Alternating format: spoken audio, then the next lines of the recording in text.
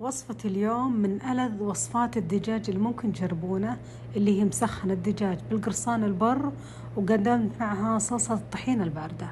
المقادير عبارة عن دجاج بالعظم، قطعته قطع كبيرة ونظفته وخليت الجلد عليه، بصل وفلفل بارد وبطاطس وثوم كله مقطع جوانح رفيعة، وممكن تضيفون اللي هو الفلفل الحار.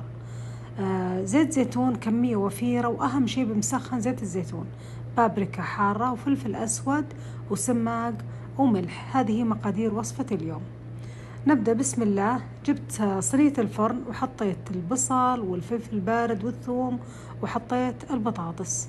بعدين زيت الزيتون أضفت له السماق والفلفل البارد، عفوا الفلفل الأسود والبابريكا والملح، وخلطتهم مع بعض. بعدين صبيت جزء من الخليط على مقادير اللي بالصينية وخلطتهم زين. بعدين رصيت قطع الدجاج على الصينية، أيضا صبيت عليه من الخلطة.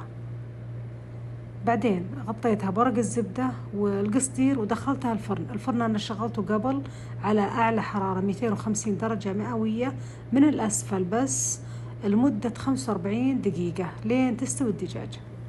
بعد ما انتهى الوقت فتحت عليها بالفرن، ما شاء الله تبارك الله، ترى ما حطيت عليها ولا نقطة ماء.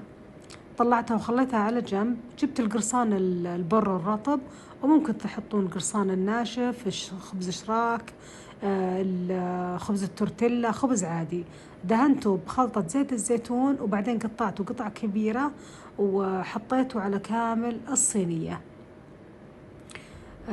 وفي فكرة ثانية بقولها إن شاء الله بصندوق الوصف.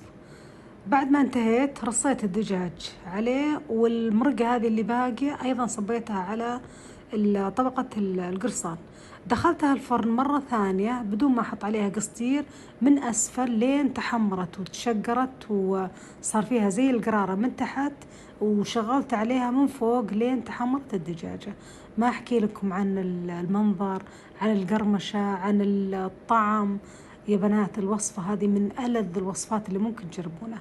نجي لمرحلة التزيين. زينتها بالنعناع مجفف، دبس الرمان، عصير الليمون، البقدونس، الكزبرة، البصل المقلي، وآخر شيء الصنوبر. ولو عندكم رمان تزينونها بالرمان. شيء خيال الوصفة هذه. حطيتها بصحن التقديم، وأهم شيء القرصان هذا الناشف بالمرة حطيته عليه، وغرفت لي شوي من صلصة الطحينة الباردة.